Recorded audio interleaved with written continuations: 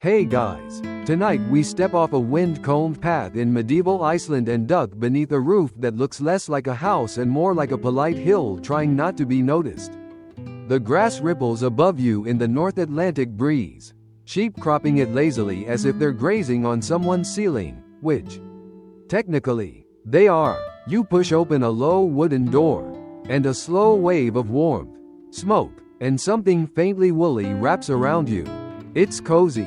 It's earthy. It's also a gentle reminder that you probably won't survive this without a serious appreciation for fermented dairy and draft management. So, before you get comfortable, take a moment to like the video and subscribe, but only if you genuinely enjoy what I do here. And as you settle in, I'd love for you to post your location and local time in the comments. It's always strangely comforting to know who else is wandering into a medieval turf house at the same hour. Now, dim the lights, maybe turn on a fan for that soft background hum, and let's ease into tonight's journey together. You stand just outside the farmstead a moment longer, boots damp from moss and thawing soil. The house doesn't rise proudly like a stone castle or even a timber hall. Instead, it sinks into the landscape. Walls thick with layered sod and stone, roof blanketed in living grass. This is not architectural flair. This is survival. Iceland in the Middle Ages offers fierce winds, long winters, and a chronic shortage of trees. After the Norse settlers arrived in the 9th century, around 874 CE. If we're being politely historical, they quickly discovered that the island's limited forests would not support endless timber buildings. So they turned to what they had in abundance: earth. The mainstream historical fact here is simple and solid as the walls themselves. Medieval Icelandic farmhouses were typically built with a timber frame, but heavily insulated and expanded using thick turf blocks, sometimes stacked in herringbone patterns for stability. You can almost see the careful hands that cut each sod brick, lifting it from the earth with roots intact so it would knit together when placed. You duck inside. The doorway is low, because heat rises and humidity is apparently excellent insulation. You bend. Congratulations! You've just performed your first medieval core workout, and step into a narrow entry corridor. The air smells of peat smoke and sheep's wool. It's not unpleasant. Exactly. It's more committed. A long, dim interior stretches ahead, illuminated faintly by the central hearth's glow. Your eyes adjust slowly. There are no large windows. Glass is rare and expensive. At best, you might find small openings covered with translucent animal membranes. Natural light is rationed like chocolate in a strict household. Instead, the house depends on fire. The hearth sits along the center of the main hall, smoke curling upward toward a roof vent that works most of the time. Assuming the wind feels cooperative, you can feel the genius of the design immediately. The thick turf walls muffle the wind to a distant murmur. Outside, the North Atlantic gusts might be rearranging sheep and possibly small boulders. Inside, it's steady, insulated, almost womb-like. Historians still argue whether the emotional comfort of turf houses contributed significantly to the famously rich storytelling culture of Iceland. But it's easy to imagine long winters encouraging long sagas. You brush your hand along the wall. It's firm, cool, faintly damp but not wet. Layers of sod, sometimes up to a meter thick, trap heat beautifully. In winter, the animals are often housed close by, sometimes even in adjacent rooms within the same structure, adding their own biological central heating system. It's the original open-plan concept, just with more hooves. A bench runs along one side of the hall. By day, it's seating. By night, it becomes a bed layered with woolen blankets and skins. Privacy is not a major design feature. You and several generations of family members will sleep within polite earshot of each other. If you snore, medieval Iceland will know. Above you, the wooden beams are darkened with soot. Driftwood, carried across the ocean from as far as Siberia or North America, is precious here. Quirky tidbit: some archaeological studies suggest that Icelanders became expert identifiers of driftwood types. able to distinguish spruce from larch as if they were sommeliers of floating timber. Ah yes, a fine piece of Siberian pine. 30 years at sea, pairs beautifully with turf. You move deeper into the main room. The floor is packed earth. It's swept regularly, though regularly in the medieval sense means tidy but not obsessively minimalist. Ash from the hearth is reused, sometimes scattered to absorb moisture, sometimes saved for live production. Nothing is wasted here. Waste is a luxury item. There's a gentle hum of daily life. Someone tends the fire. Someone else cards wool near the wall. A child peers at you with open curiosity, as if wondering whether you're here to help with chores or just dramatically admire the architecture. Spoiler: you are absolutely going to help with chores. Outside, sheep bleat faintly. They are everywhere in Icelandic life. More on them soon. But for now you notice how the house seems to grow directly from the land they graze. The roof above you is alive. In summer, it blooms with wildflowers. In winter, it's a white, snow-capped mound blending into the hills. From a distance, farmsteads can look like small, mysterious lumps in the terrain. Defense by camouflage, or perhaps just Iceland's way of saying, we prefer subtlety. You settle onto the bench, feeling the solid reassurance of earth and timber beneath you. The wind nudges at the turf outside, but it doesn't get far. Inside, warmth pools gently around the hearth. You realize that this house is not just shelter.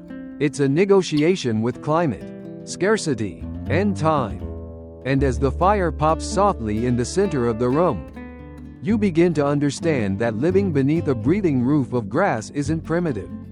It's precise. It's patient. It's a quiet conversation between humans, sheep, and the stubborn North Atlantic island they all call home. The next morning, though morning is a flexible concept this far north, you step back outside with a small group from the household. The turf roof still beaded with dew. The air is brisk enough to wake every cell in your body without asking permission. Today, you are not merely admiring the architecture. You are helping build it. Construction here begins with a problem. Iceland has very few trees. When Norse settlers first arrived in the late 9th century, there were patches of birch woodland, but centuries of grazing and fuel use reduced forests dramatically. The mainstream historical fact is that by the High Middle Ages, usable timber was scarce enough that driftwood and imported wood from Norway became essential structural materials. You can't just pop down to the local lumberyard. The local lumberyard is the Atlantic Ocean. So you follow a farmer toward a stack of driftwood hauled inland by horse. Each piece is examined carefully. Nothing is straight in a polite, modern sense. Beams curve slightly, weathered by salt and time. But straightness is less important than strength. Timber here forms the skeleton, the internal frame that will support the weight of sod walls and roof. You're handed an axe, not for dramatic Viking poses, though you're welcome to imagine one, but for trimming joints. The frame is assembled using simple joinery, pegs instead of nails. Where possible, metal is valuable, often imported. You begin to appreciate that every iron nail represents trade routes, ships, and negotiations across stormy seas. Historians still argue whether early Icelandic turf techniques were brought directly from Norway or adapted more heavily from Celtic traditions in the British Isles. The debate is gentle but persistent, like two academics politely fencing with footnotes. As you lift another beam into place, you suspect the answer is probably a mix. People adapt quickly when the wind tries to move into their living room. Once the wooden frame stands, the real work begins. Cutting sod. You walk to a patch of meadow marked for harvesting. The tool used is a turf spade, long and sharp, designed to slice rectangular blocks from the earth. You press your boot down and feel the resistance of roots and soil giving way in a clean line. Each block is thick, dense with intertwined grass roots that act like natural rebar. Stacking these sod bricks requires attention. They are laid in alternating patterns, sometimes in a herringbone style called klombrunals. This interlocking method increases stability and reduces shifting. It's essentially medieval Iceland's answer to Lego, just heavier and more likely to give you sore shoulders. As you lift block after block, you realize something quietly profound. The house is literally built from the living ground. The outer layer of grass continues to grow after placement. Over time, the walls knit together more tightly. In summer, they look like gentle green slopes. In winter, snow insulates them further. It's architecture that participates in the seasons rather than resisting them. You stack sod along the frame, pressing each piece firmly against its neighbor. The wall thickens, half a meter, then more. From the inside, it will appear smooth enough once trimmed. From the outside, it blends seamlessly with the surrounding hills. If camouflage were an Olympic sport, this house would meadow quietly and refuse interviews. A quirky tidbit floats through your mind as you work. Some medieval Icelanders reportedly reused old turf from previous buildings, recycling sod much like modern eco-architects salvage bricks. There's something poetic about dismantling one generation's walls to build another's. The earth remembers. By midday, your arms are pleasantly exhausted. You pause to drink cool water from a wooden cup. There's a calm rhythm to the labor. No roaring machinery, no neon safety vests, just wind, soil, and patient human effort.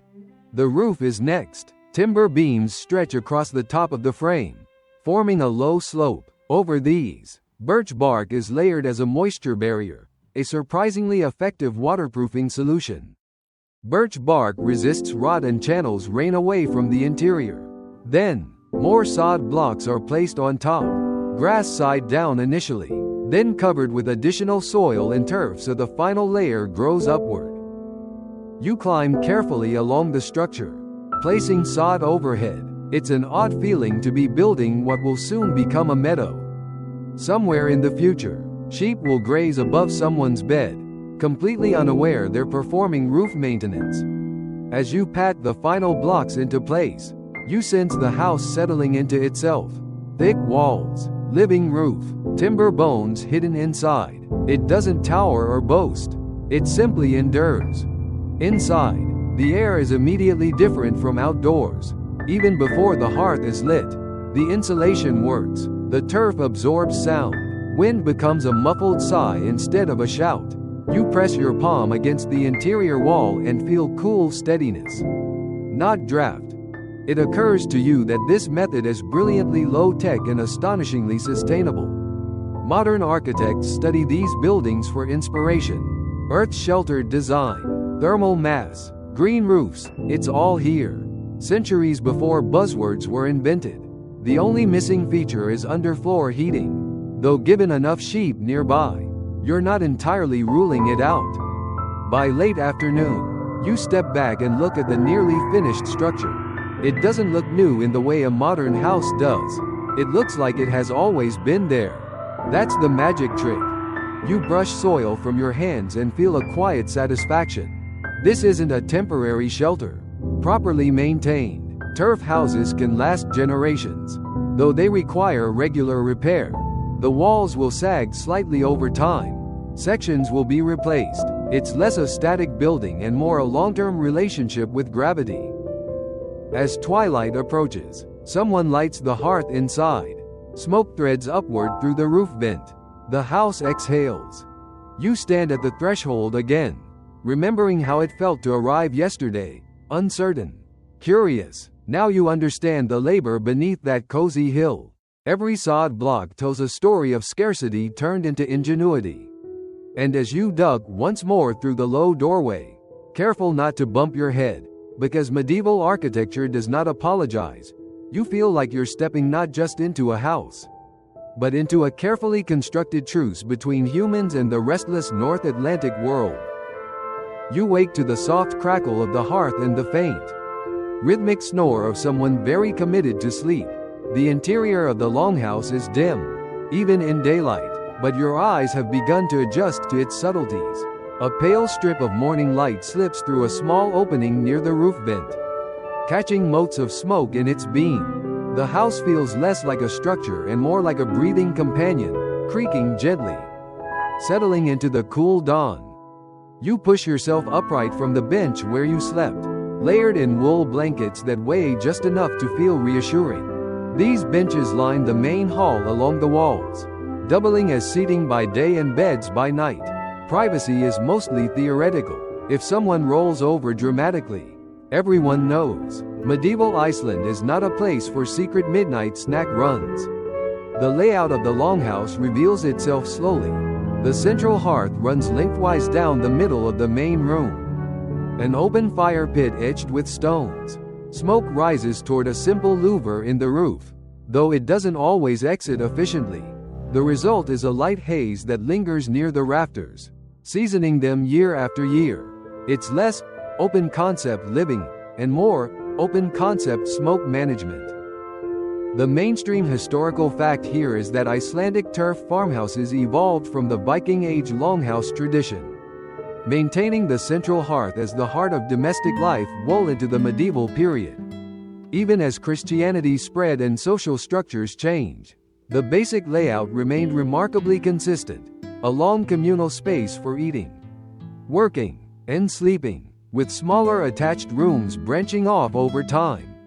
You swing your legs over the edge of the bench and set your feet on the packed earth floor. It's cool but not icy, thanks to the insulating turf walls. Across the hall, someone is already stirring a pot suspended over the fire. Breakfast is not flashy, likely some form of porridge or leftover dried fish softened in broth, but it is steady, dependable fuel. To one side of the main hall, you notice smaller doorways leading into adjoining rooms. These additions, called bastofa in later centuries, sometimes serve as heated living and sleeping quarters. In the medieval period, spaces are flexible. A storage room might become a sleeping space if guests arrive. A corner might be curtained off with woven wool for modesty. Historians still argue whether the gradual compartmentalization of Icelandic turf houses reflects increasing social stratification or simply practical adaptation to climate. You consider this while stepping carefully around a wooden chest. Either way, the house grows organically, literally and figuratively, over generations. You wander toward one of the side rooms. Inside, shelves carved into the turf wall hold wooden bowls, horn cups, and simple iron tools. The thickness of the walls allows for recessed storage niches. It's clever. When your walls are essentially earth, you might as well carve out a pantry. A quirky tidbit: archaeological excavations have uncovered hidden crawl spaces within some turf houses, possibly used for extra storage or, in rare cases, as hiding spots during feuds. Imagine dramatically ducking into a turf cubby because your neighbor is upset about grazing rights. Medieval drama, but make it subterranean. Back in the main hall, daily rhythms begin to unfold. Someone feeds the fire with peat or driftwood. Another person sits near the doorway mending a woolen garment. The sound of metal scraping lightly against a whetstone suggests tool maintenance. Life here is not rushed. It is repetitive in the most reassuring way. You take a seat near the hearth, feeling the warmth on your face. The fire is central not only for cooking but for light, heat, and social gravity. Even conversations orbit it.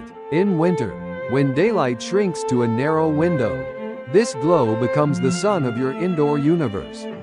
You glance upward at the rafters, blackened from years of smoke.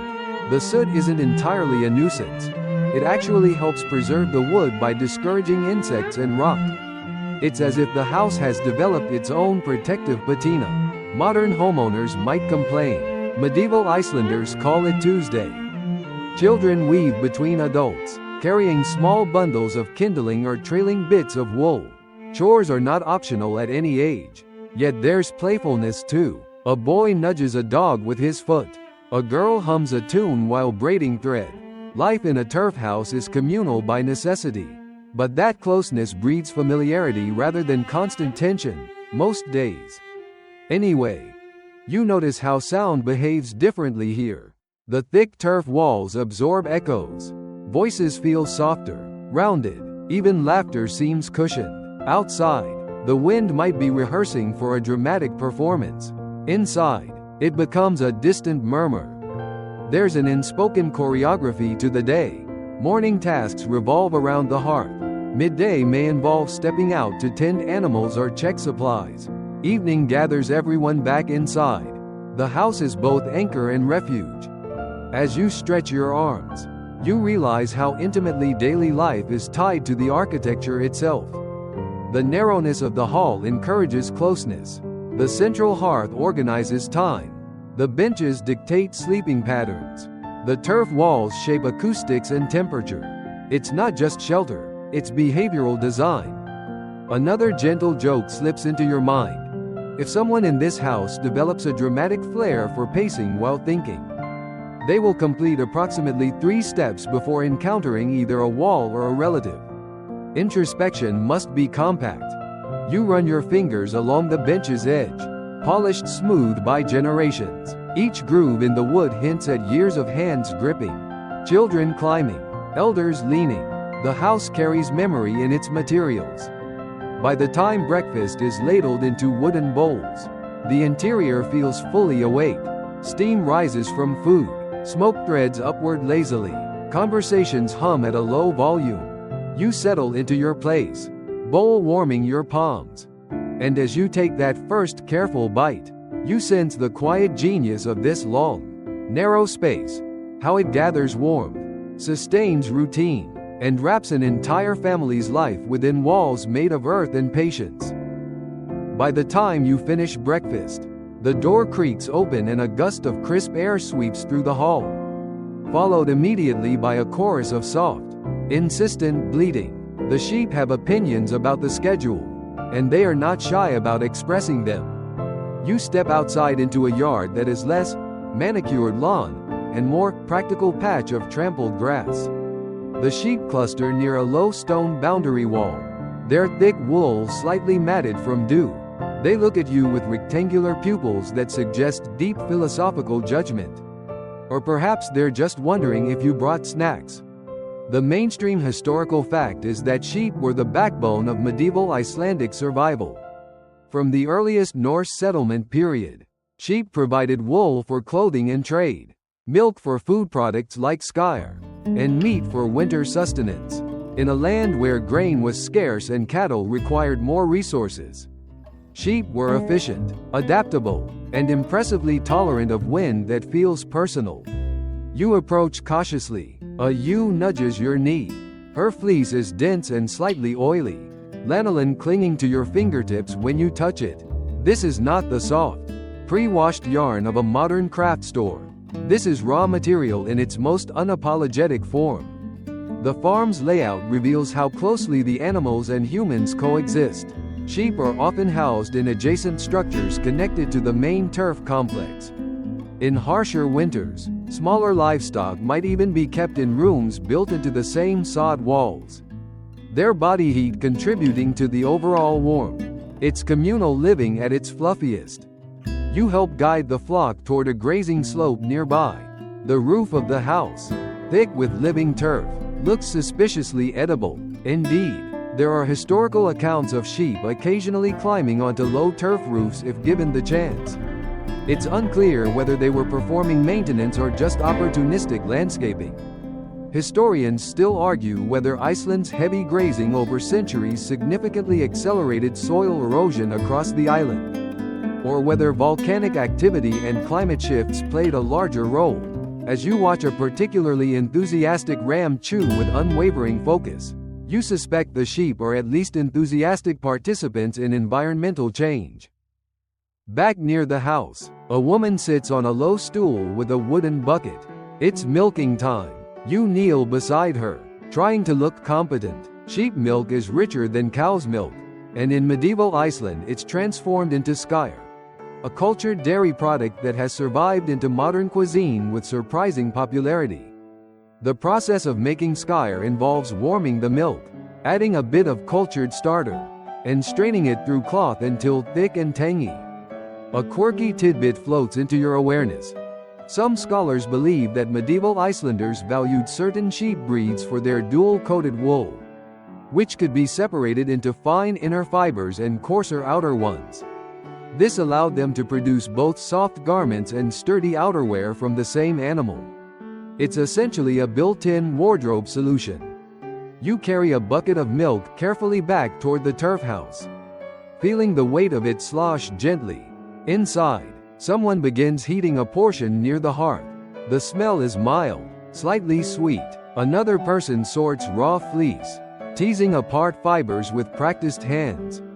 Wool is everywhere. It lines beds, becomes cloaks, transforms into sails and ropes. In fact, woolen cloth, bamal, was used as a form of currency in medieval Iceland. You pause, realizing that you are standing in a living bank of grazing assets. Those sheep out there are not just fluffy companions, they are economic stability with hooves. You lean against the outer wall, watching the flock scatter across the hillside. Their presence shapes daily rhythm.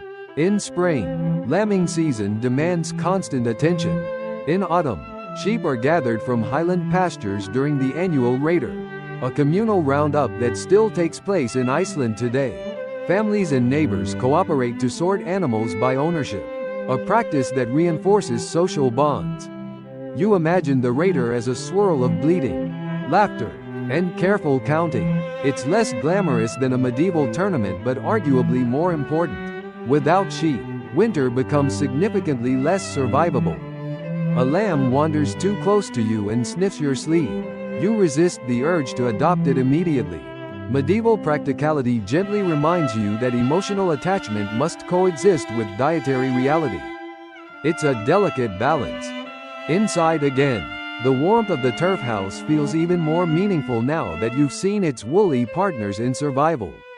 The walls insulate, yes, but the sheep clothe the people who live within them. The roof grows grass, but the sheep harvest distant slopes and convert it into sustenance. You sit near the hearth as someone begins spinning wool into yarn using a simple spindle.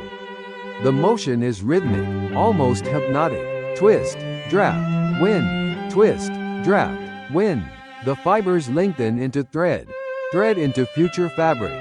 Another gentle joke crosses your mind. Somewhere in this house, a sheep is probably convinced it is the primary homeowner. And honestly, it might not be wrong. The bleating outside fades as the flock settles into grazing. Smoke curls upward, milk simmers, wool gathers in soft piles like clouds that decided to stay indoors. You rest your hands on your knees and take a slow breath. The turf walls hold steady against the wind. The sheep dot the hillside like moving stones. Together, house and flock form a single system, earth and animal, root and fleece, survival woven quietly into every corner of your day. Evening arrives almost without ceremony. The sky outside shifts from pale silver to a deeper blue. And then, in winter, to something that feels less like night and more like an extended pause in the sun's schedule. You step back inside as the temperature drops, pulling the heavy wooden door closed behind you. The turf walls absorb the last whisper of wind, and the interior settles into its familiar twilight glow. Winter in medieval Iceland is not a brief inconvenience. It is a season that lingers with quiet authority. In the darkest weeks, daylight may last only a few hours. You quickly learn that your sense of time rearranges itself around the hearth rather than the sun. The mainstream historical fact is that Icelanders relied heavily on seal oil or fish oil lamps during long winter nights. These small lamps, often made of stone or metal, burned with a steady but modest flame. You watch as someone trims a wick and lights one carefully, placing it on a low shelf near the wall. The light it casts is soft and golden, barely pushing back the shadows. You settle onto the bench again, wrapped in wool. The warmth from the hearth radiates outward in gentle pulses. Smoke continues its slow ascent toward the roof vent, though some of it lingers just below the rafters like a permanent houseguest. Historians still argue whether the heavy smoke inside longhouses contributed significantly to respiratory issues in medieval populations, or whether the ventilation systems were more effective than we assume. As you blink lightly against the haze, you suspect the answer is somewhere in between. The air isn't pristine, but it's breathable, and compared to the icy wind outside, it's luxurious.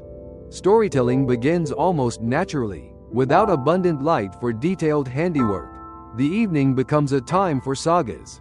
Iceland's rich literary tradition, including the famous Islandingasagur written down in the 13th century, grew from this culture of oral storytelling. You imagine voices weaving tales of family feuds, voyages to Greenland, and encounters with stubbornly dramatic neighbors. A quirky tidbit. Some scholars suggest that specific seats within the longhouse may have been associated with status, and the storyteller's position near the hearth could enhance their authority. In other words, medieval Iceland had prime seating, just without ticket pricing. You lean closer to the fire, listening as a voice recounts a tale of a distant ancestor who once sailed to Norway and returned with fine timber beams. The narrative flows slowly, punctuated by the occasional crackle of burning driftwood. Outside, darkness presses gently against the turf walls, but it cannot quite enter. The rhythm of winter nights is deliberate. Wool is spun, tools are repaired, children drift into sleep along the benches, wrapped like bundled parcels. You feel the weight of the season not as oppression, but as enclosure. The house becomes a world unto itself. You glance toward the small lamp flickering on the shelf. Oil is precious. It must be conserved. There is no casual habit of leaving lights burning in empty rooms. When you move from one space to another, the light moves with you. It's strangely intimate, like carrying a pocket of sun. Another small joke surfaces in your mind. If you drop something in a dark medieval longhouse, you don't just lose it. You enter a negotiation with the shadows and possibly a confused chicken. Retrieval is a full adventure. The cold outside deepens. You can feel it in the subtle tightening of the air near the doorway. Yet the turf walls hold firm. Snow begins to fall, soft, steady flakes settling onto the grassy roof. Instead of burdening the structure, the snow adds another insulating layer. Nature collaborates with architecture. You stretch your legs toward the hearth, feeling warmth seep through woolen layers. There's something profoundly calming about this enclosed space during winter. The world beyond the walls may be vast and indifferent, but here, within this earthen cocoon, life continues at a manageable pace. A child stirs beside you, murmuring half-dreamed words about sheep and snow. Someone gently adjusts a blanket. The oil lamp flickers but holds steady. Historians still debate how medieval Icelanders perceived the psychological impact of such long darkness. Did it foster introspection, creativity, occasional cabin fever? You suspect all three. Yet in this moment, the darkness feels less like a threat and more like a blanket pulled over the island itself. You lean back against the turf wall. It's cool to the touch, solid and reassuring. Above you, layers of soil and grass press downward. Quiet and constant, the house does not creak dramatically, it simply endures. As the story by the hearth winds toward its gentle conclusion, you feel your eyelids grow heavy. The smoke-softened air, the low murmur of voices, the distant hush of snowfall, it all blends into a steady lullaby. Outside, the sheep huddle against stone walls, their thick fleece shielding them from the cold. Inside, wool blankets and turf walls perform the same service for you. It's a shared strategy against winter's patience. The oil lamp dims slightly. Someone reaches over to adjust the wick, coaxing a final, steady glow. You draw one more slow breath, tasting faint peat smoke and warm air. The long night stretches ahead, but within these thick earthen walls, it feels not endless, but sheltered. An extended pause in which stories, warmth, and quiet resilience gently carry you through until the pale return of morning. Morning returns reluctantly, filtering through the roof vent in a thin gray ribbon. You become aware of the house before you fully wake, the faint rustle of wool blankets, the soft scrape of someone stirring embers back to life, and the ever-present scent of smoke that has politely settled into every fiber you own. You are now, without question, lightly seasoned. You sit up and immediately notice the haze lingering beneath the rafters. In a turf house, smoke is less an occasional visitor and more a long-term tenant. The central hearth has no chimney in the modern sense. Instead, smoke drifts upward toward a simple opening in the roof, sometimes aided by a wooden smoke hood. When the wind behaves, the draft pulls it cleanly away. When the wind sulks, the house becomes a gentle cloud. The mainstream historical fact is that medieval Icelandic longhouses often relied on this open hearth system for centuries. Even after stone chimneys became more common elsewhere in Europe, the design worked well enough. And tradition carries weight. You squint upward and decide that, well enough, is doing some generous lifting. Still, there's method in the soot. The rafters, blackened by years of smoke, are better protected from insects and moisture. The slow accumulation of residue forms a kind of preservative layer. It's not glamorous, but it's effective. If medieval Iceland had a motto, it might be, "Functional is beautiful." Eventually, you rise and help sweep the floor. The surface is packed earth, occasionally scattered with rushes or straw. Sweeping is a daily ritual. Ash from the hearth is gathered and repurposed, sometimes used to help clean wooden utensils or as an ingredient in making lye or soap. Nothing here is casually discarded. Even yesterday's soot has a second act. As you push a simple broom of bundled twigs across the floor, you discover that medieval housekeeping is less about achieving sparkle and more about maintaining balance. Dust is inevitable. Ash is constant. The goal is not perfection but livability. Historians still argue whether the smoky interiors significantly shortened life expectancy or whether other factors, diet, disease, the occasional volcanic eruption, played larger roles. You cough lightly and decide it's probably a team effort. You step outside briefly to shake out a wool blanket. A puff of gray dust rises dramatically, catching the morning light like theatrical fog. Somewhere, a sheep watches you with quiet amusement. Back inside, someone is scrubbing a wooden bowl with sand and water. Without modern detergents, cleaning relies on abrasion and hot liquid. The bowl is rinsed, dried near the hearth, and returned to its niche in the turf wall. Storage spaces carved directly into the thick sod remain surprisingly dry, thanks to careful maintenance and the insulating properties of earth. A quirky tidbit surfaces as you tidy. Archaeologists have found remnants of woven wall hangings inside some turf houses, likely used not only for decoration but also to reduce drafts and absorb soot. Imagine medieval interior design advice. Add a tapestry. It complements your smoke aesthetic. You pause to examine the doorway. It's low, solid, reinforced with iron hinges that likely traveled across the sea. The threshold is worn smooth by countless boots. Every entry and exit carries in bits of mud, snow, and grass. You realize that keeping the interior clean is an ongoing negotiation with the outdoors. Water must be carried from a nearby stream or well. You take a wooden bucket and join the short procession heading downhill. The cold air bites your cheeks awake. Fetching water is daily, sometimes multiple times a day. There is no tap to absent-mindedly leave running. Every drop has effort behind it. As you return uphill, sloshing carefully, you consider how the house itself shapes chores. Its narrow corridors and central hearth mean traffic patterns are constant. You learn to step aside gracefully, to pass bowls hand to hand, to anticipate movement. Living here requires spatial diplomacy. Inside, the fire has been coaxed into a steady flame again. Peat bricks, cut from bogs and dried, burn slowly and with a distinctive earthy smell. Driftwood supplements when available.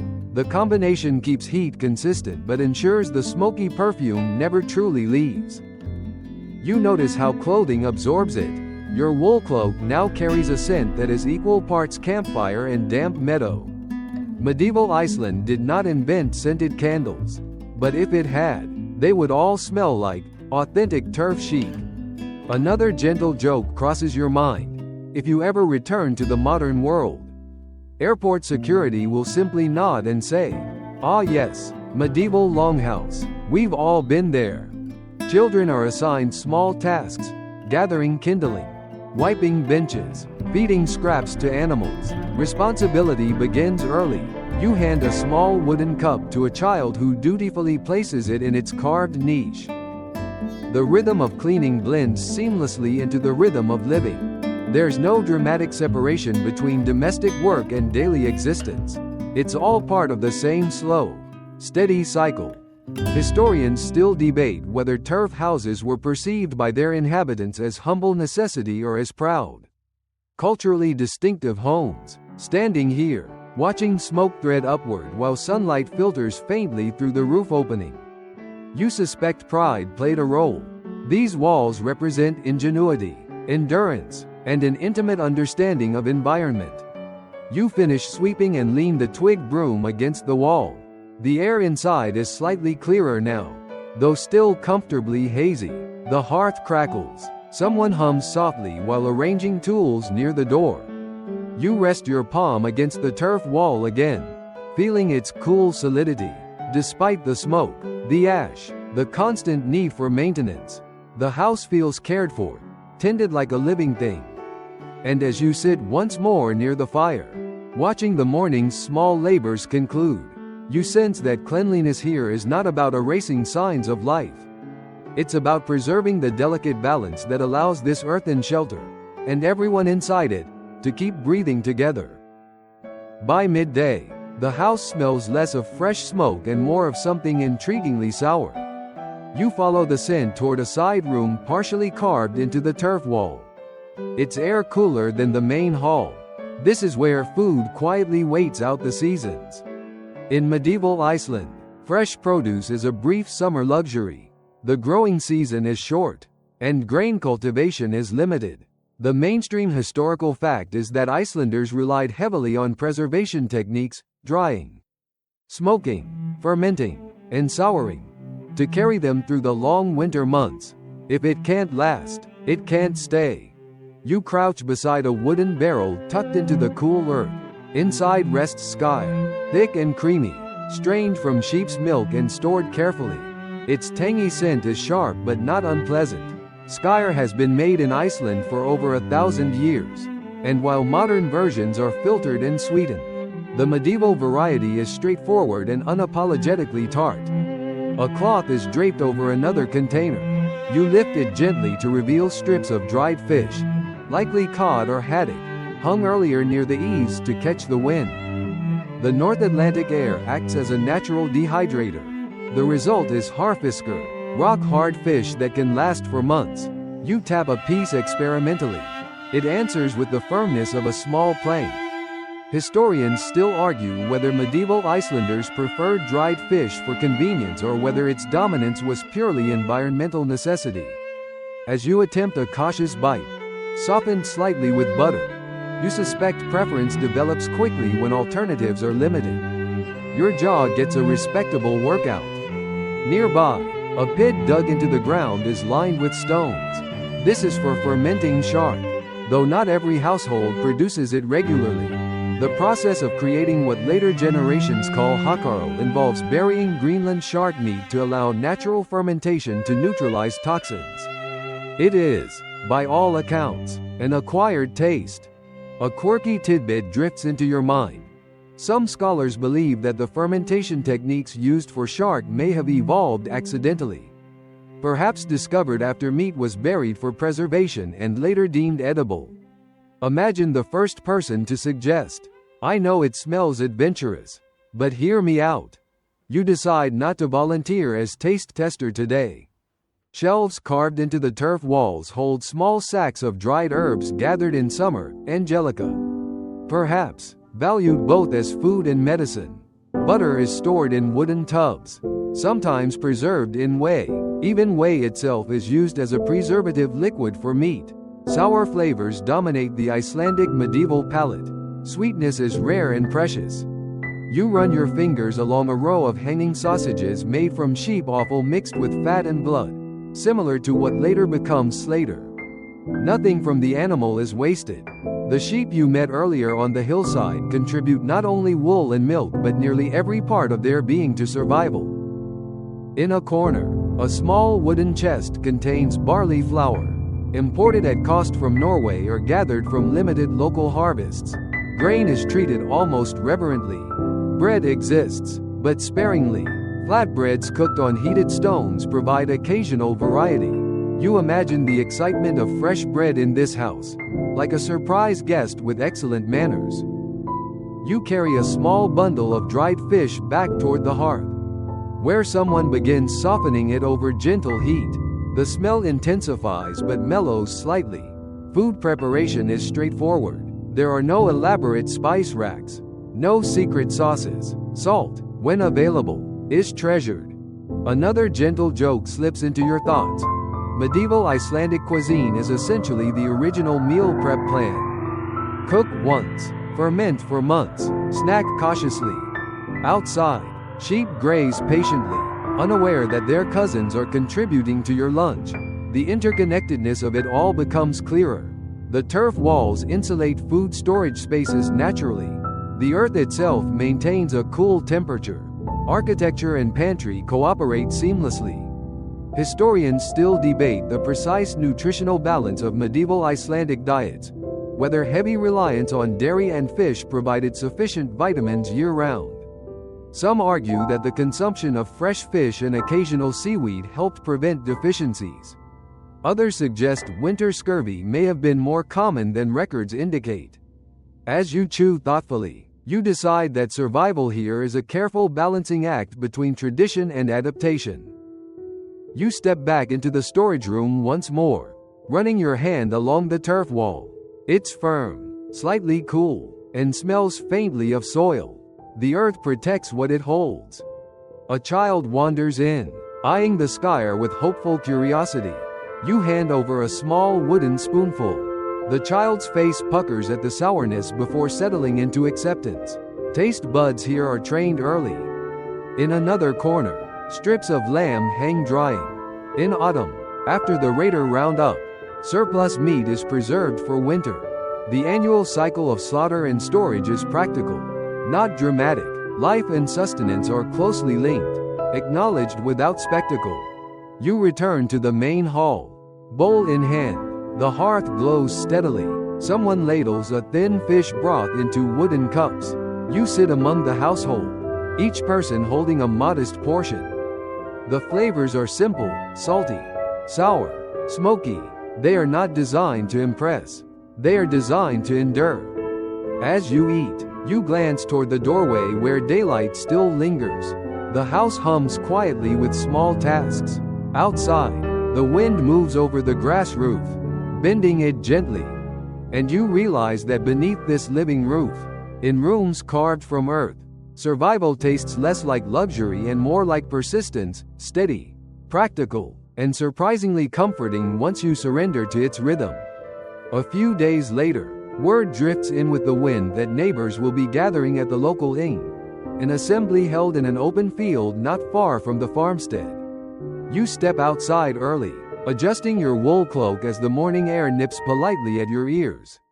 The sheep glance up as if to say, "Don't start anything dramatic." In medieval Iceland, the Alþingi, established around 930 CE at Ingvalir, stands as one of the world's oldest parliamentary institutions. That's your mainstream historical fact, delivered gently while you trudge across uneven ground. But beyond the National Assembly, local and regional things are common, where disputes are aired, marriages negotiated, and laws recited from memory. You walk alongside members of the household, boots squelching softly in damp turf. The landscape opens wide, rolling hills, distant mountains, sky stretching with quiet confidence. It's the kind of setting that makes legal arguments feel almost poetic. Historians still argue whether the Icelandic Commonwealth period, roughly 930–1262, was as egalitarian as later romanticized accounts suggest, or whether power rested more firmly in the hands of chieftains known as Gore. As you approach the gathering, you notice who stands closest to the center and who lingers at the edges. Equality, like turf walls, may be layered. The assembly site is simple, a natural rise in the land. Perhaps a flat stone serving as a focal point. People cluster in small groups, Exchanging news. Cloaks ripple in the breeze. Sheep are not invited, though you suspect they would have opinions on grazing disputes. A man steps forward to recite a portion of law.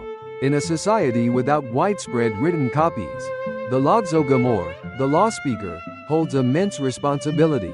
He memorizes and recites legal codes over a 3-year cycle.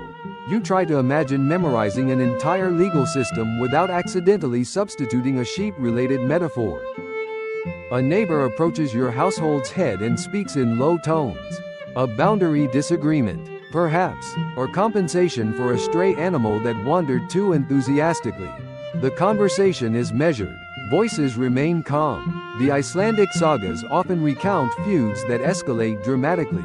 But day-to-day conflict resolution likely involves far more negotiation than swordplay. A quirky tidbit surfaces. Some sagas describe creative legal loopholes, including cases where individuals technically complied with the letter of the law while creatively sidestepping its spirit. Medieval Icelanders, it seems, appreciated a clever workaround as much as any modern office worker. You sit on a patch of grass, listening as cases unfold. Fines are discussed, often paid in silver or in woolen cloth. Remember that Bamal currency from earlier? Here it is again, draped over shoulders and quietly determining economic balance. The turf houses scattered across the valley are visible in the distance, low green humps blending into the earth. It strikes you how these humble structures are connected by an invisible web of obligation and alliance. Law travels between them like wind over grass. Historians still debate how effective the Commonwealth legal system truly was in preventing violence. Some argue that the emphasis on compensation and arbitration reduced bloodshed. Others point to saga accounts of prolonged feuds as evidence of instability.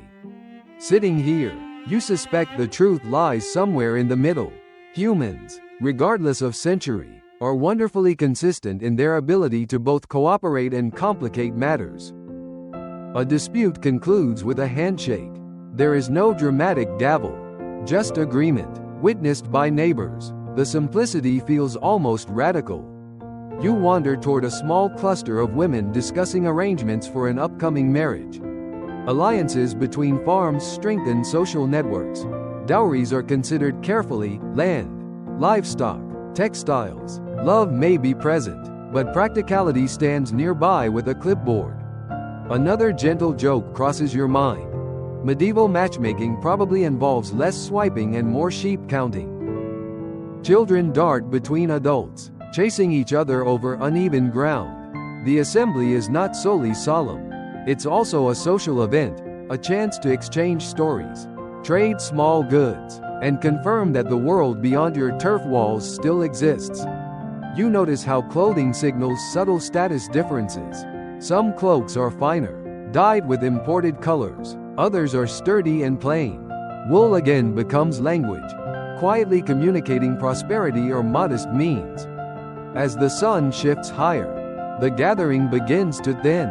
Agreements are sealed, tensions eased or at least postponed. You stand and stretch, feeling the firmness of earth beneath your boots. On the walk back, the wind picks up slightly, tugging at your cloak. The farmstead comes into view, turf roof blending seamlessly with hillside. It looks peaceful, almost secretive. You reflect on how law and home intertwine. The turf house shelters family, the assembly shelters order. Both rely on shared understanding and careful maintenance. Without either, winter or conflict would press in too easily. As you near the doorway, a sheep bleats from the slope, perhaps reminding you that grazing rights remain a delicate topic. You duck inside once more, the familiar warmth embracing you. Outside, disputes have been aired and resolved. Inside, daily life resumes its steady rhythm. And you sense that beneath these grassy roofs, far from grand stone castles, a quiet experiment in law, honor, and neighborly endurance continues, layered, like the sod walls themselves, in patience and practicality.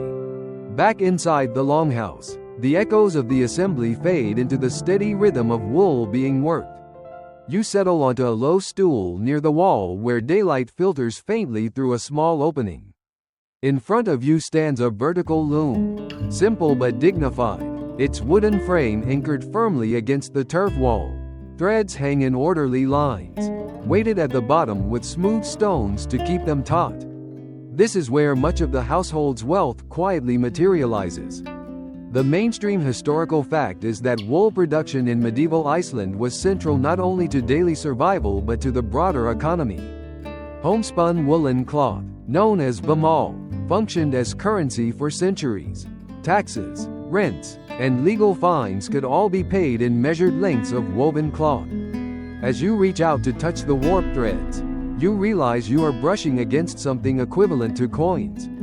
A woman beside you guides your hand gently. Weaving is not rushed. The shuttle passes back and forth through the warp, building fabric row by patient row. The steady thump of the beater pressing each line into place becomes a soft percussion beneath the murmur of conversation. Historians still argue whether Icelandic women in the medieval period held more economic influence than their counterparts in other parts of Europe, largely due to their control over textile production. While formal political power rested with men at assemblies, the production of bamál gave women substantial economic leverage within households. You glance at the loom and suspect it carries more quiet authority than it first appears. The wool itself has already traveled a long journey. Earlier, you met the sheep on the hillside. Their fleece was sheared in spring, washed in cold streams, dried in the wind, then carded to separate fibers. Now, spun into yarn, it waits to become cloth. A quirky tidbit drifts through your thoughts. Some surviving medieval Icelandic textiles show evidence of surprisingly fine craftsmanship, even intricate patterns. Despite the harsh environment, it's a reminder that beauty persists even when survival is the priority. Practical does not exclude aesthetic. You try passing the shuttle yourself. It glides through the warp threads, slightly awkward in your hands. The woman beside you smiles politely, adjusting your grip without comment. Medieval critique is subtle but efficient. Around you, others are busy with related tasks, spinning wool on drop spindles, winding skeins, repairing garments worn thin by wind and labor. Clothing here is not disposable. A cloak may be patched repeatedly, each repair marking another season survived. You glance at your own woolen sleeve, noticing the faint scent of smoke woven into it permanently. It's less a fashion statement and more an environmental souvenir. Another gentle joke surfaces. In this house, fast fashion means finishing a pair of mittens before the next snowfall. Children sit nearby learning small skills, twisting fibers, entangling knots. Knowledge passes quietly from hand to hand. There are no written instruction manuals, just repetition and example. You listen to a low song rising from one corner of the room. The melody is simple, repetitive, perhaps designed to match the rhythm of weaving. Music here is not performance, it is accompaniment.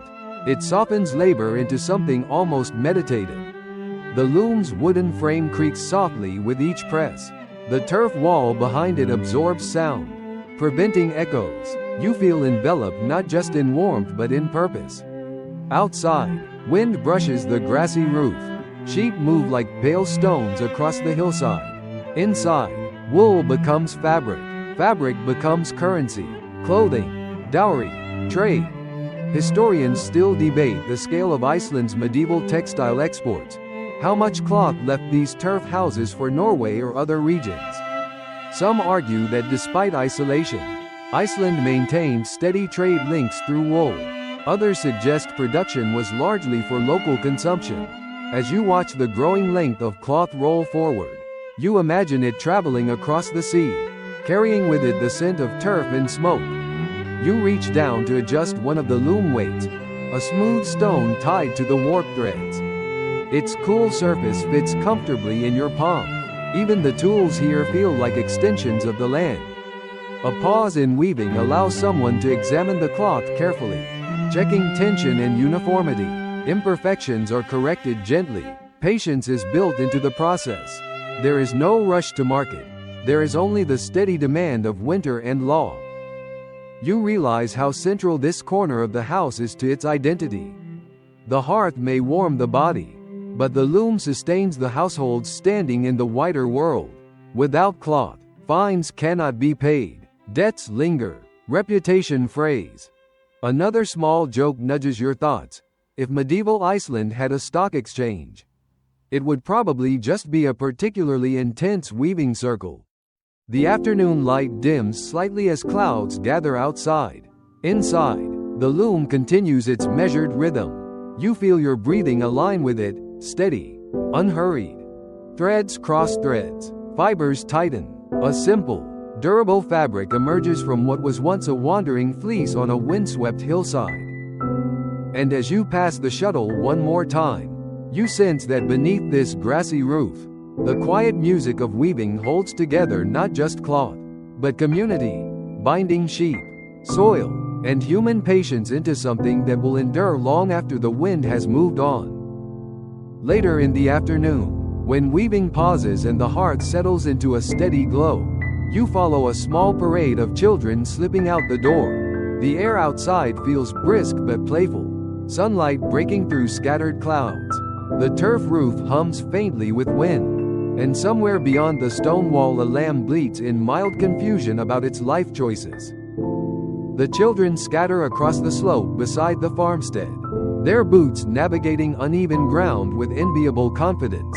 You trail behind, careful not to twist an ankle on what appears to be Iceland's unofficial obstacle course: rocks, tufts of grass, and the occasional sheep pellet. Medieval playground safety regulations are, unsurprisingly, non-existent. The mainstream historical fact is that children in medieval Iceland contributed to household labor from an early age. Chores were not optional, but they were woven into daily routine: herding sheep, gathering kindling, helping with spinning and simple food preparation. Childhood here includes responsibility alongside play. One boy carries a small wooden staff, pretending it's a heroic spear. A girl crouches near a cluster of stones, arranging them into what might be a miniature turf house.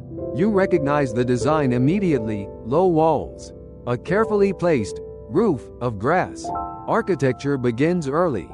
Historians still argue whether childhood in medieval societies was perceived as a distinct life stage or simply a smaller version of adulthood.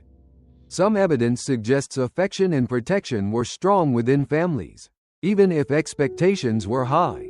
Watching a woman pause at the doorway to call a reminder about staying within sight, you suspect care and practicality coexist easily. The children begin a game that involves chasing one another in wide loops around the farmyard. The rules are unclear, but the laughter is unmistakable. You find yourself jogging briefly before deciding that observing is a noble contribution. A quirky tidbit drifts into your awareness. Icelandic folklore is rich with tales of Huldufolk, the hidden people said to live in rocks and hills. Some scholars believe these stories may have served as gentle warnings to children not to wander too far into dangerous terrain. Don't climb that cliff. The hidden folk are busy today. One girl pauses near a moss-covered boulder, whispering something with solemn seriousness. You lean closer and catch fragments about elves borrowing sheep at night. The sheep nearby remain unimpressed. You sit on a low stone while the children shift from chasing to storytelling. One recounts a tale of a draugr, a restless spirit from saga lore, who guards buried treasure. The others listen wide-eyed. Even in daylight, the line between history and myth feels thin here. Inside the turf house, you've heard sagas recited with careful gravitas. Outside, they morph into games. The children act out exaggerated battles with sticks, collapsing dramatically into grass. You note with relief that the defeated immediately pop back up for another round. Medieval drama, but PG rated. A small boy approaches you holding a carved wooden toy, perhaps a simple animal shape. It's rough but clearly loved. Toys are handmade, often from scraps of driftwood. There's no marketplace aisle dedicated to educational enrichment. Creativity fills the gap. Historians still debate how widespread literacy was in medieval Iceland, especially given the later flourishing of written sagas. While formal schooling is rare, oral tradition is robust. Children absorb history, law, and legend through repetition long before they ever see ink on vellum. A breeze sweeps over the hillside, flattening grass in soft waves. The turf roof above the house ripples in response, blending structure and landscape seamlessly. From a distance, it's hard to distinguish where nature ends and home begins. Another gentle joke floats through your thoughts. If the hidden folk truly live in these hills, they must have excellent insulation reviews. You join the children in gathering small sticks scattered by the wind. Even play transitions smoothly into utility. The bundle you carry back will feed the hearth later. There's satisfaction in that, a sense that nothing here is wasted. Not even a game of tag. As you near the doorway again, you notice how the house appears from the outside, low, steady, almost secretive. Smoke threads lazily from the roof vent. Sheep graze with slow determination. One child lingers behind, gazing at the horizon where mountains fade into mist. You wonder what futures they imagine. Will they remain here, tending sheep and weaving cloth? Or will they one day board a ship bound for Norway, carrying sagas in memory? Historians still argue about the extent of medieval Icelandic mobility. How many left? How many returned? Standing here, you sense both rootedness and quiet possibility. You duck back inside as the children tumble in after you, cheeks flushed from wind and laughter. The hearth welcomes you with steady warmth. A loom waits patiently in its corner. A pot simmers gently. Outside, stories of hidden folk linger among rocks. Inside, practical life resumes its rhythm. And you realize that beneath this grassy roof, childhood unfolds not in isolation from hardship, but alongside it, woven with chores, laughter, myth, and the steady presence of sheep on the hillside, all part of the same patient, enduring world. The wind changes its tone sometime after dusk. You notice it first as a low hum threading through the turf walls, then as a steady push against the door. By the time night fully settles, the hum has grown into a determined Atlantic gale. You pause mid-step inside the longhouse, listening. The roof above you, layered sod, birch bark, timber beams, absorbs most of the force. Instead of rattling dramatically like loose shingles, it responds with a deep, muffled pressure. The house doesn't shake, it braces. The mainstream historical fact is that Iceland's position in the North Atlantic exposes it to frequent storms, particularly in autumn and winter. Turf houses were specifically designed to withstand these conditions. Their low profile reduced wind resistance, and their thick, earth-packed walls added stability. While tall timber structures might splinter or sway, turf buildings hunkered down like patient animals. You move toward the doorway where someone has added an extra wooden bar across the inside. Not because invaders are expected, though sagas might suggest otherwise, but because wind can be surprisingly persuasive. You press your palm against the door and feel it tremble gently under the pressure outside. Historians still argue whether certain catastrophic storms in medieval Iceland significantly altered settlement patterns or whether gradual climate shifts during the Little Ice Age had a greater long-term impact. As another gust pushes against the walls, you decide that either way, living here requires architectural humility.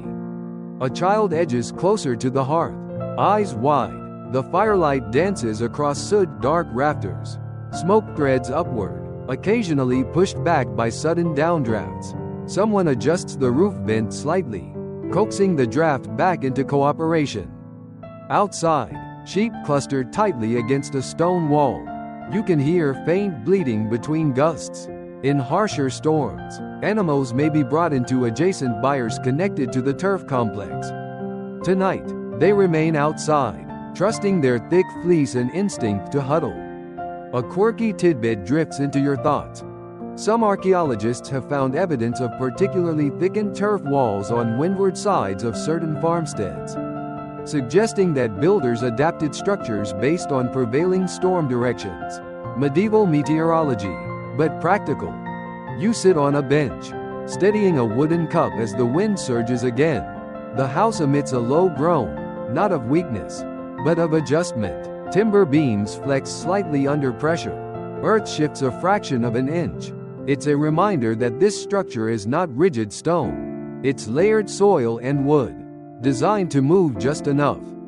Another gust slams into the hillside, sending loose grass on the roof flattening in one direction. Snow, or perhaps sleet, begins to pepper the turf. Each impact is muffled by earth.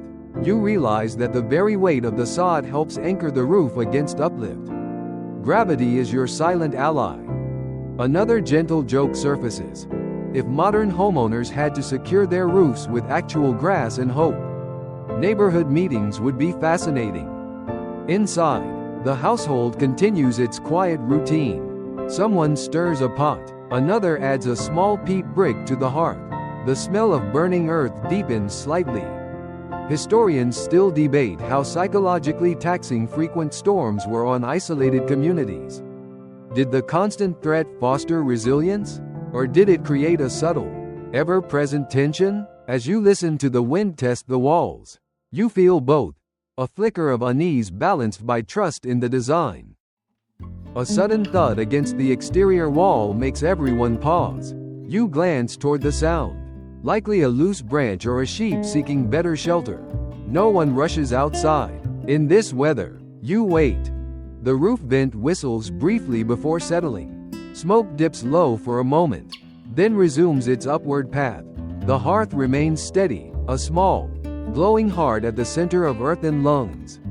You shift closer to the wall and place your hand against it. It's firm, cool, unmoved.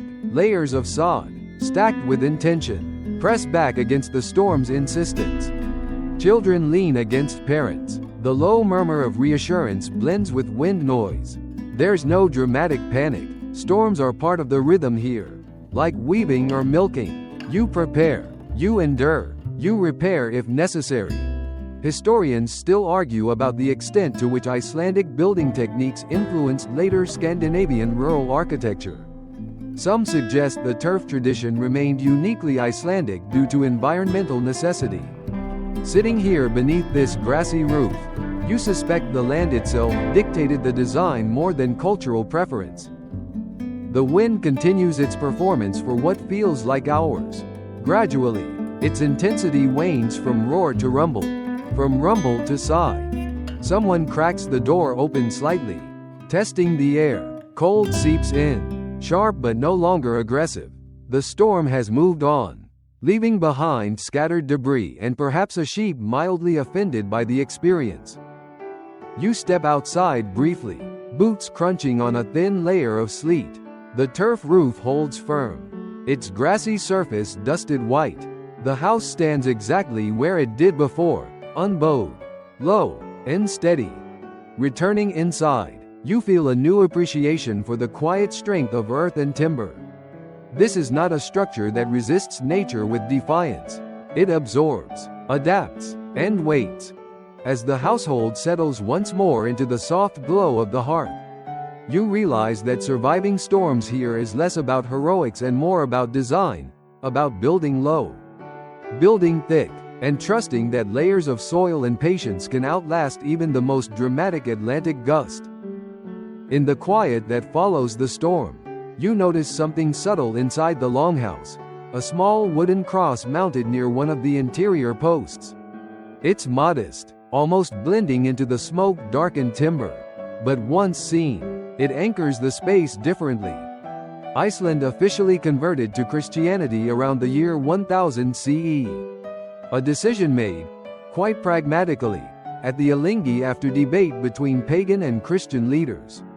That's your mainstream historical fact, delivered gently as you sit near the hearth, observing how faith inhabits this turf-walled world. The conversion was famously negotiated to prevent civil conflict, allowing some private pagan practices to continue temporarily.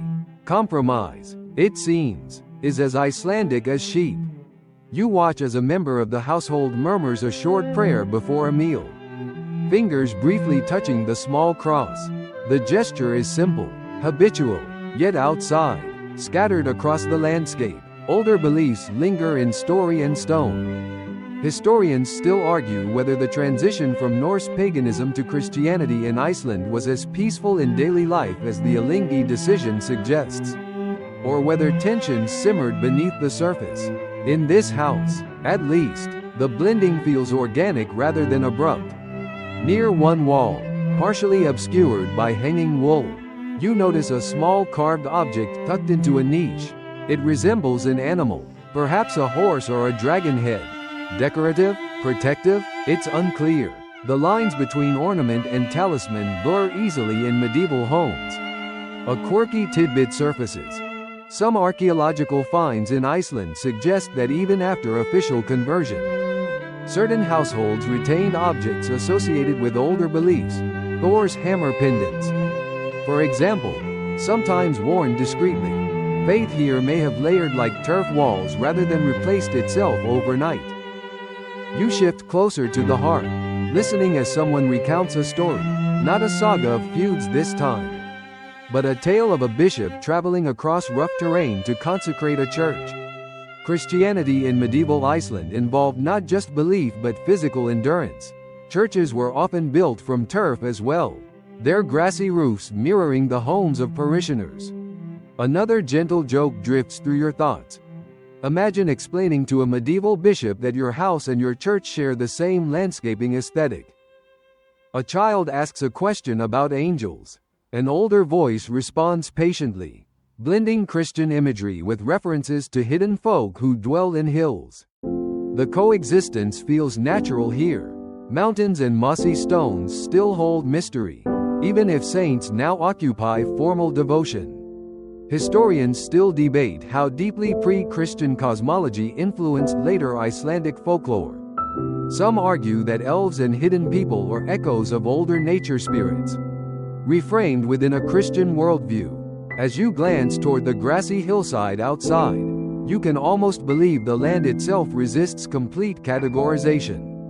You step outside briefly, the air crisp after the storm. In the distance, you spot a small turf church with a simple wooden doorway. Its cross stands against the sky, modest but steady. It looks less like a grand cathedral and more like a sibling to your farmstead. Inside again, someone lights a small tallow candle, placing it carefully near the cross. Light here is precious, whether from oil, tallow, or flame. It symbolizes both practical warmth and spiritual reassurance. A conversation begins about feast days and fasting. Medieval Icelanders observed the Christian liturgical calendar, though local conditions often shaped practice. Fasting in a land already dependent on preserved fish requires a certain flexibility. You sit quietly, absorbing the atmosphere. Smoke curls upward, softening the outline of the cross. Wool hangs from pegs along the wall. The turf presses in gently from all sides. Another small joke flickers across your mind. If saints ever visited this house, they would leave smelling faintly of peat and sheep. Yet beneath the humor lies a deeper recognition. Faith here is not grandiose. It's woven into daily acts, shared meals, whispered prayers, seasonal rituals. It doesn't displace the land's older rhythms, it adapts to them. Historians still argue whether the remote geography of Iceland allowed certain local religious practices to persist longer than elsewhere in Europe. Isolation can preserve tradition as effectively as it limits innovation. You rest your hand against the timber post where the cross hangs. It's warm from proximity to the hearth. Outside, wind moves across the turf roof, bending grass in slow arcs. Within these earthen walls, belief settles gently alongside practicality. Sheep must still be milked. Wool must still be spun. Storms must still be endured. Faith offers comfort, but it does not replace labor. As evening deepens, someone hums a hymn softly. Its melody simple and steady. The sound blends with the crackle of fire and the faint rustle of wool. And you realize that beneath this breathing roof of grass, medieval Icelandic life holds space for both saints and hidden folk. for crosses and carved animals, layered together like sod and timber, forming a shelter not just against wind, but against uncertainty itself. By late winter, the air inside the turf house feels thicker, almost woolen in texture, as if the walls themselves are exhaling slowly after months of cold. You wake before dawn to the faint rustle of movement, someone already up, coaxing embers back to life with careful breaths and a patient poker. The hearth answers with a soft glow, as dependable as an old sheepdog who refuses to retire. Winter in medieval Iceland is not a poetic inconvenience, it is a logistical marathon. That's your mainstream historical fact. Survival depends on preparation made months earlier, hay stacked in tall, conical ricks, dried fish hung and stored, butter sealed in barrels, and livestock carefully rationed. There are no last-minute grocery runs here. If you forgot to dry enough cod in autumn, well, you probably won't survive this. I did warn you. You sit up from your bedding platform, pulling a wool blanket closer around your shoulders. The house feels both crowded and comforting. Humans and sheep share the structure through internal partitions, and in the darkest months, their warmth contributes to everyone's survival. It's not glamorous, but neither is frostbite. Historians still argue whether the integrated animal housing in turf farms was universal across Iceland or varied by region and wealth. Some excavated sites suggest more separation, others indicate very close quarters indeed. Either way, you can confirm from experience that sheep are not shy about announcing their breakfast expectations. A small child shuffles past you, hair tousled, carrying a wooden bowl. Breakfast is simple, perhaps skyr, that thick cultured dairy product Icelanders have been enjoying for centuries, or a slice of dried fish softened slightly over the fire. Skyr is another historical constant, its roots stretching back to the settlement era. It's nutritious, high in protein, and surprisingly delicious considering the circumstances. Medieval superfood, if you will. You take a cautious bite of dried fish. It resists your teeth with quiet dignity. Another gentle joke drifts in. You now understand why medieval Icelanders developed such strong jaw muscles. It's less Viking fury, more fish endurance training. Outside, snow drifts against the turf walls. But inside, the earthen insulation proves its worth. Turf houses are remarkably efficient at retaining heat. The thick sod blocks, stacked carefully over timber frames, trap air within their roots and soil. It's essentially medieval eco-architecture. Modern sustainable designers would nod approvingly, after adjusting for the sheep. You move toward the small window slit, peering out at a landscape muted in white and gray. Winter travel is limited. Farms become islands of endurance. Letters do not arrive. Markets are distant dreams. Community shrinks to those within these walls. Yet winter is not purely hardship. Evenings stretch long, and storytelling thrives. This is when sagas are recited, when genealogies are remembered, when memories are polished like treasured tools. You settle near the hearth as an older voice begins recounting a tale of a distant ancestor who navigated disputes at the Allingi with more wit than swordplay. Historians still debate how accurately the later written sagas reflect actual events of the medieval period. Since many were recorded in the 13th century about earlier times, memory and myth intertwine like wool fibers on a spindle. But here, in the firelight, the distinction feels less urgent than the warmth of shared narrative. A quirky tidbit surfaces. Some Icelandic farms used carved wooden tally sticks to track food supplies during winter. Notches marking days or portions. It's a quiet, almost bureaucratic ritual. Medieval spreadsheet management. You glance at one resting near the wall and resist the urge to suggest color coding. Midday arrives slowly, light filtering weakly through smoke and frost. Tasks continue. Wool is carded and spun. Tools are repaired. A young person practices runic letters scratched into a wax tablet, preserving literacy in a land far from continental centers of learning. Iceland, remarkably, maintained high levels of literary culture relative to its size. Another mainstream historical fact nestled among the sheep. You help turn a length of wool yarn, fingers moving in rhythm. Outside, wind brushes the turf roof, but the house barely shudders. The design, low, earth-covered, aerodynamic in its own way, deflects the worst of winter's tantrums. You can almost hear the grass whispering above, "Not today." Frost. As afternoon fades, someone checks the sheep enclosure, ensuring none have slipped through partitions. The animals are both livelihood and responsibility. Milk, wool, and eventually meat depend on careful winter management. Another small joke nudges you.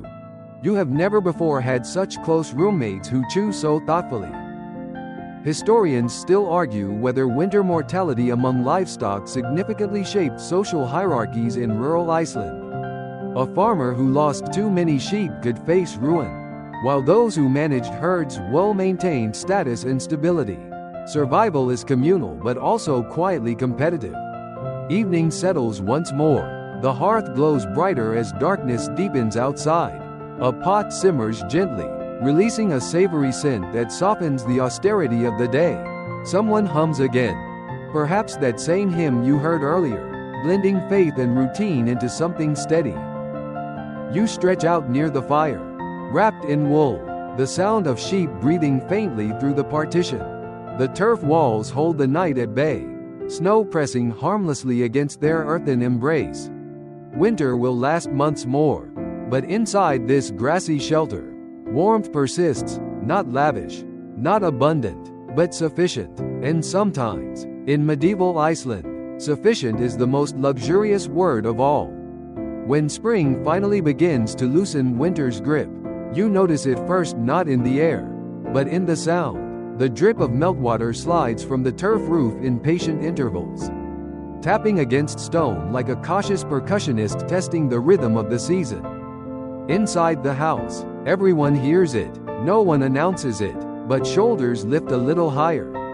You step outside carefully, boots pressing into slush that was, only weeks ago, a rigid white crust. The turf walls glisten dark with moisture, their grassy crowns slowly greening.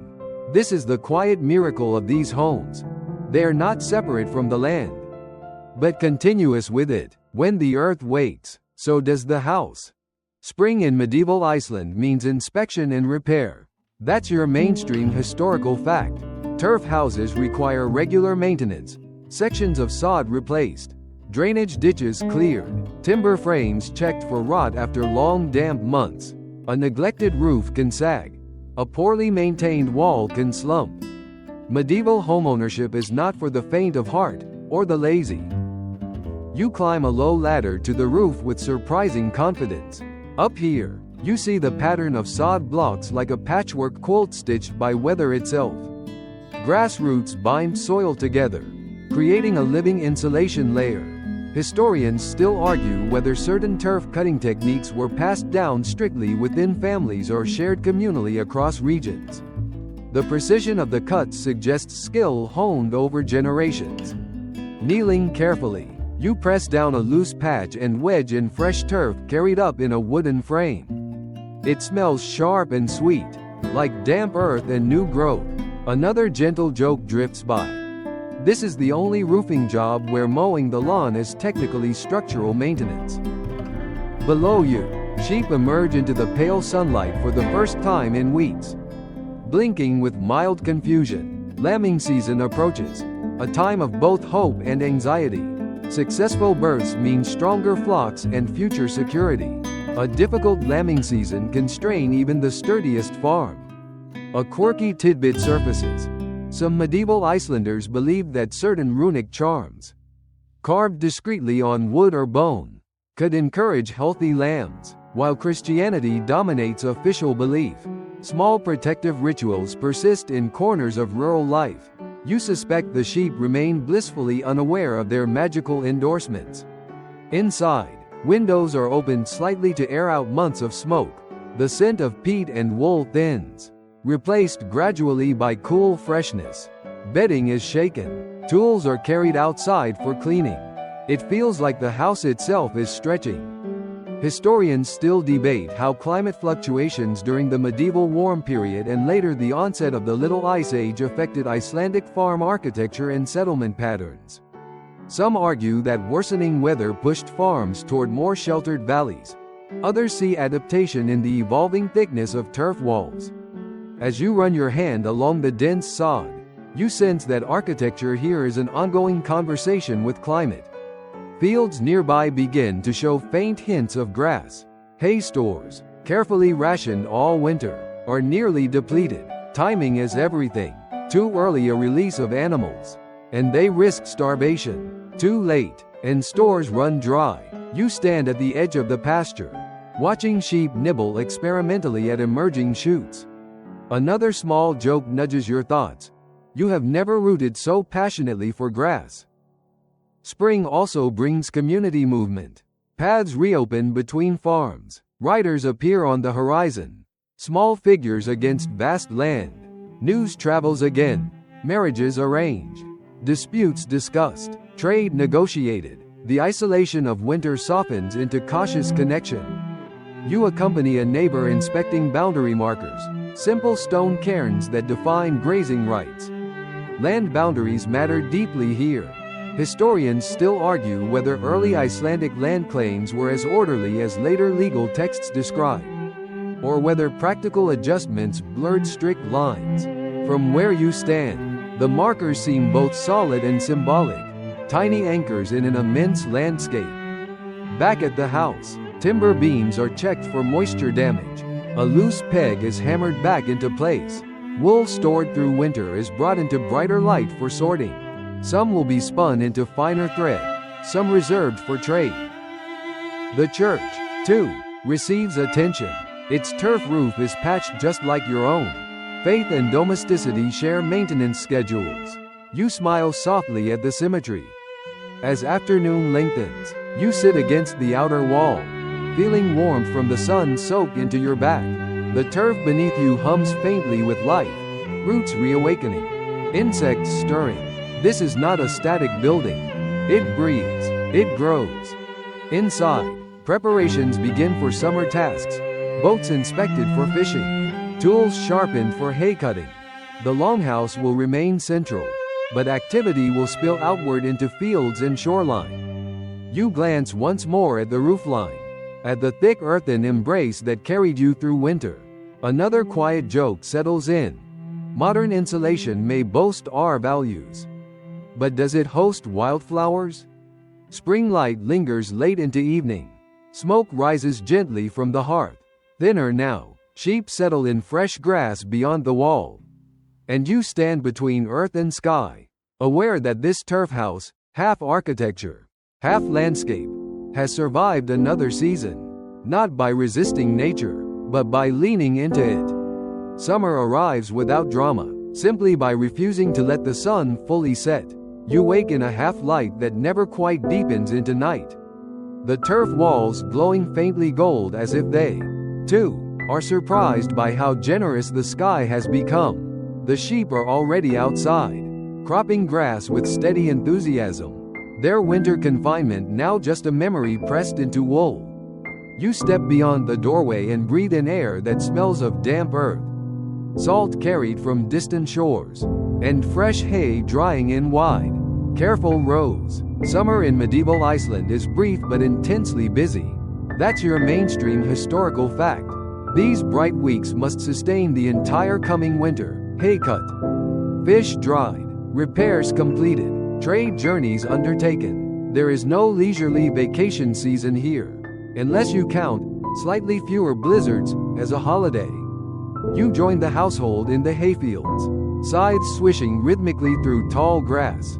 Each swing is deliberate, almost meditative. The cut hay must dry properly before being stacked into haysheds or carefully constructed outdoor ricks. Too much moisture, and it rots. Too little care, and winter livestock suffer. Historians still argue whether medieval Icelandic farms were fully self-sufficient year-round or more dependent on regional trade networks than once believed.